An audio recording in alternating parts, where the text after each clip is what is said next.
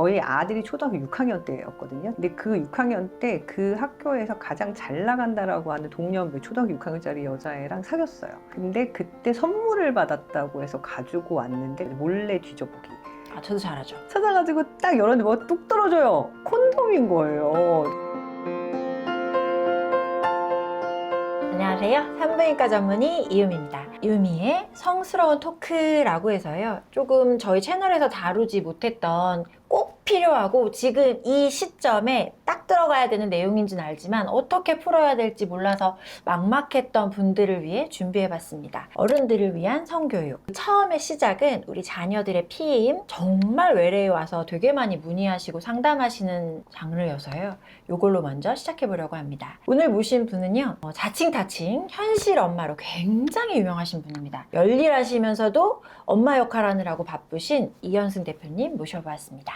네, 안녕하세요, 선생님. 저는 의료 컨텐츠 제작업체 이여이다 대표 이현승이고요. 오늘 제가 이 자리에 온 이유는 제가 가임기 남매 둘을 키우고 있습니다. 옛날에도 고민이 많았지만 지금은 고민이 더 많아진 엄마로서 이 자리에 나왔고요. 저희 아들이 초등학교 6학년 때였거든요. 지금 군대가 있는데. 근데 그 6학년 때 그 학교에서 가장 잘 나간다라고 하는 동년배 초등학교 6학년짜리 여자애랑 사귀었어요. 근데 그때 선물을 받았다고 해서 가지고 왔는데 절대 안 보여줬는데 이제 엄마들 특 있죠. 몰래 뒤져보기. 아, 저도 잘하죠. 찾아가지고 딱 열었는데 뭐가 뚝 떨어져요. 콘돔인 거예요. 정말 가슴이 철컹. 일진하고 사귀셨나요? 아, 정말 진짜 이쁜 애였는데 그래서 정말 너무 깜짝 놀랐거든요. 콘돔이 바닥에 떨어진 6학년 아이에게 제가 뭐라고 얘기를 해야 되는 걸까요? 아니, 그런데 그걸 얘기하면 너의 선물과 편지를 뒤져보았다가 되잖아요. 그러나 얘기를 안 하고 넘어가기에는 너무나 제가 가슴이 막 터질 것 같아가지고. 그건 당신의 가슴이시고. 제가 들은 얘기가 있어요. 성관계를 처음으로 하는 나이가 12.8세라고 들었거든요. 저도 그 통계 보고 정말 깜짝 놀랐거든요. 그때 저희 아이가 13세니까 아, 겁나죠. 그렇군요. 아, 맞네. 네. 실제로 그들 또래의 특이 있어요. 약간 나 이런 것도 알고 있다? 너 해볼래가 아니에요. 그들은 해볼래는 아니고 나 이런 것도 알고 있다. 뭐 약간 제가 콘돔을 여자친구에게 받았어. 그 여자친구 일진이에요 라고 이거는 우스갯소리로 말했지만 실은 평범한 조용조용한 엄마 궁디 톡톡 잘 다녀와 하는 애들 치고 그렇게까지 되는 애들은 흔치 않고 약간 무리지어서 놀기 시작하면서 약간 내가 좀 주목받고 싶어, 약간 좀 있어 보이고 싶어 할 때 사용하는 툴이 성인 거죠. 그러면 그걸로 걸려 들었어. 그럼 그걸 받은 걸 알게 됐어요. 외면할 수는 없잖아요. 콘돔을 알게 된 남자아이에게 뭐라고 여기에 대해서 설명을 해줘야 될까요? 저도 아들이 있고 딸이 있는데 저는 아들에 대한 이런 거 저런 거 예를 들어 포경수술이라든지 그런 거 있잖아요. 아들에 대한 이런 성교육은 남편 쪽이 좀 풀어주는 게 맞지 않을까? 그리고 딸 쪽은 엄마 쪽이 이제 얘기해주는 게 맞지 않을까인데 실은 아들을 가진 엄마 입장에서 나도 뭔가 얘기를 해보고 싶잖아요. 근데 나는 실은 아들이 너무 어렵거든요. 난 남자로 태어나 본 적도 없고 그러니까 남자가 좀 너무 어려우니까 자꾸 남편한테 토스를 한다면 궁금할 거 아니에요. 그냥 이 콘돔의 사용법 정도를 적절히 잘 알려주는 게 더 적절하지 않을까요? 엄마로서 해줄 수 있는 건 내가 그 상황이면 난 내 아들한테 물론 웬만한 건 저희 남편에게 토스를 했겠지만 그 상황이 되면 난 내 아들한테 너 이거 뭔지 알아? 이거 사용법 제대로 알고 해야 돼 라고 제대로 사용하는 방법을 알려줄 것 같아요. 그 시점에 제가 했던 건 공부를 했어요. 공부를 해가지고 뭘 얘한테 사주고 차라리 안전한 무언가를 써라 라고 얘기를 해줘야 되지 않나? 콘돔보다 더 안전한? 콘돔도 진짜 안전한 좋은 콘돔을 써야 되지 않나? 맞아요. 콘돔도 장르가 있어요. 네, 그래서 그렇게 생각을 하고 그때 막 알아봤는데 진짜 말씀대로 아는 게 하나도 없다 보니까 그러다 보니까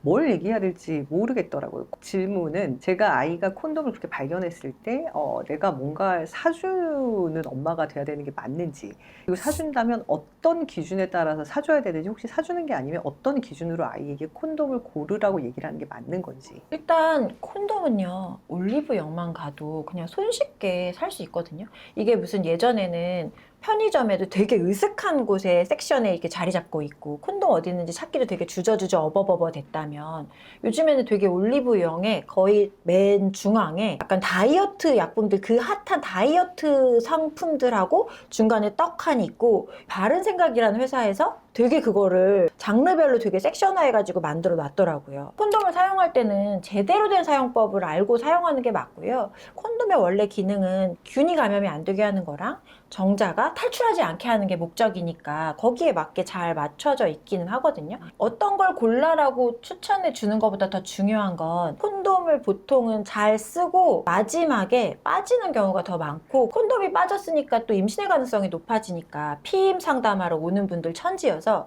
실은 제가 생각했을 때는 어떤 콘돔을 골라 보다 더 중요한 건 콘돔을 올바르게 사용하는 방법이 조금 더 중요하다고 생각해서, 저는 실은 내 아들에게 그런 상황이 된다면 콘돔 사용법을 더 설명을 해줬을 것 같아요. 그럼 콘돔을 잘 쓰면 임신 가능성이 없다고 봐야 되나요? 이렇게 알고 계시는 분도 진짜 많아서, 저희가 항상 이제 병원에 내원하시는 분들한테 임신 가능성 있으세요 하면 자기는 없다는 거예요. 아, 섹스를 안 하셨느냐? 아니다, 자기는 콘돔을 써서 임신 가능성이 없다라고 하시는데, 100명 중에 12명은요 콘돔을 쓰고도 임신해서 와요.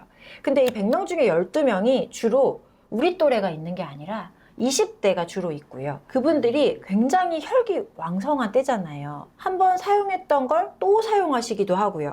너무 이제 왕성하시니까 파워풀하니까 터지기도 하고요. 그리고 여자들의 질이 상당히 좋거든요. 20대의 질은 40대에 아무리 관리 잘한 여자여도 따라잡을 수가 없거든요. 그럼 그 혈기왕성 좋은 애들이 그 20대 질에 들어가면 조절이 쉽지 않단 말이에요. 그런 걸 생각했을 때 약간 올바른 사용법을 설명해 주는 게 더 맞고, 100명 중에 12명은 임신해서 오는 것을 콘돔을 썼으니까 절대 임신이 안 되는 게 아니라 콘돔을 쓰고도 밖에다가 사정을 한다거나, 저희가 이런 걸 이중 피임이라고 해요. 피임약을 먹었는데도 콘돔을 쓴다거나, 그래서 이중 피임을 설명을 많이 하죠. 피임약 얘기가 나왔는데, 피임약을 10대의 아이들도 먹어도 되는지, 혹은 20대 초반부터 먹어도 되는지, 그러면 그걸 가임기 내내 먹으면 수십 년을 먹어야 되잖아요.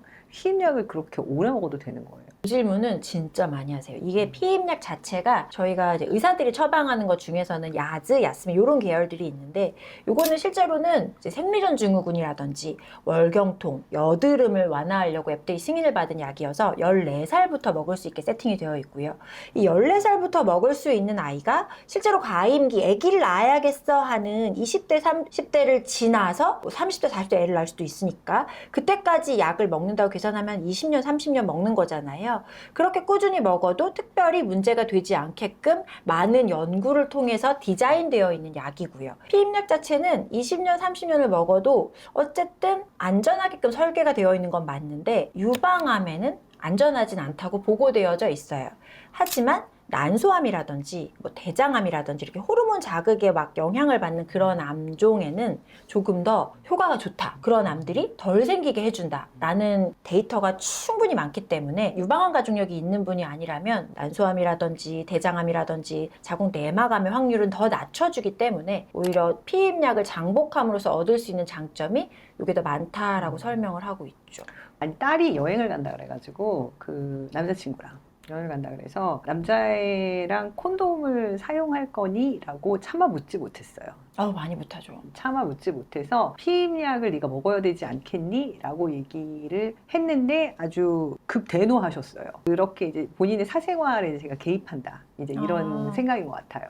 그래서 제가 이제 생각한 것은 사후 피임약이라도 좀 처방을 해서 가져가게 해야 되나, 이런 생각을 하다가 그걸 여쭤본 거거든요. 추천할 만한 방법은 아니신 거네요. 네, 전혀 아니에요. 왜냐면 사후 피임약은 먹는다고 독약은 아니지만, 이걸 뭐 이렇게 휴대용 캔디처럼 들고 다니면서 급할 때, 위험할 때 먹어야지 하는 약은 아닌 게, 어쨌든 호르몬이기 때문에 몸의 교란을 이용하는 시스템인데, 한 번은 임팩트가 커요. 근데 두 번, 세 번, 네 번으로 가서 효과는 없고요. 몸은 항상 정상화된 패턴으로 가려고 애를 쓰고 있는 몸을 자꾸 흔들어 놓으니까 여러 번 써서 되게 긍정적인 애는 아닌 거죠.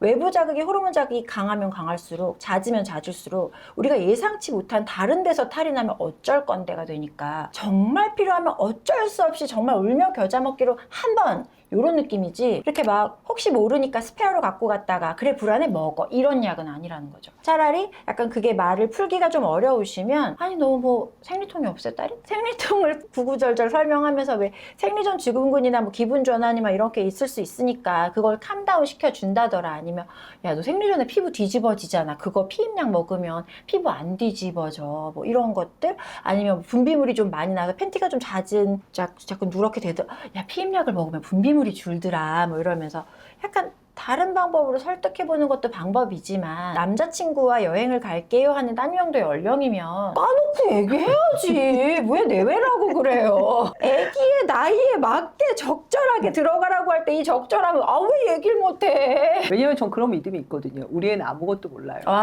또 여기서 이러시면 우리 애는 아무것도 몰라요 라고 하는 그 믿음이 있어서 이번에 그 얘기도 되게 그 조심스럽게 해봤고 솔직히 내심 극 대노를 하셔서 남자친구랑 여행을 가는 그 아이에게도 약간 그 기쁨이 있었어요. 얘가 가서 아무것도 안 하려나 보다. 어머. 이렇게 자기 일이 되면은 바보가 된다, 애들. 아니, 여행을 가는데 남자친구랑 가는데, 혈기왕성한 남자친구랑 가는데. 각방을 쓸까? 쓸 수도 있지 손만 않나? 잡고 주무시겠나? 손도 안 잡고. 잘 땐 땀방을 심지어. 쓰지 않을까? 와, 걔들이 음료도 없이 놀까요? 와, 이렇게 또 순수하시나요, 우리 대표님? 실제로는 너무 이제 외래에서 많이 겪는 질문이고 많이 해주시는 질문이다 보니까 하지만 매번 이런 질문을 받을 때마다 드는 생각은 그들에게는 어떻게 생각하면 되게 막막하고 답답한 일일 수는 있지만 그냥 숨 쉬듯이 공기를 마시듯이 그냥 무슨 얘기하다가 툭 그래 여행 가? 생리통 있잖아. 피임약 먹으면 생리통 덜해. 한 번은 겪을 문제니까 이렇게 자기의 스타일대로 한 번 툭 실제로는 그걸 그렇게 못해서 병원에 배가 아파서 왔음에도 진료 기록에 배가 아픈 걸로 엄마가 병원에 왔다 간 걸로 나의 성경험 여부를 알게 될까봐 걱정하는 애들이 너무너무 많았던 걸 봤을 때 실은 엄마와 허심탄회하게 얘기할 수 있는 그 환경이 조성되어 있는 그 아이들이 실은 더 비빌 곳이 더 많은 게 아닌가라는 생각을 하면서 우리가 제공해야 되는 건 아이들의 안식처 같이 그냥 생활 속에서 편안하게 녹아나서 그래? 이렇게 하면 돼 라고 말해줄 수 있는 환경을 조성해 주는 게 좀 더 필요하다는 생각을 해봤습니다. 다음에는 또 여러분이 또 궁금해하시는 내용을 픽해서 좀 더 자세하게 설명해 드려보도록 하겠습니다. 다음에 뵙겠습니다.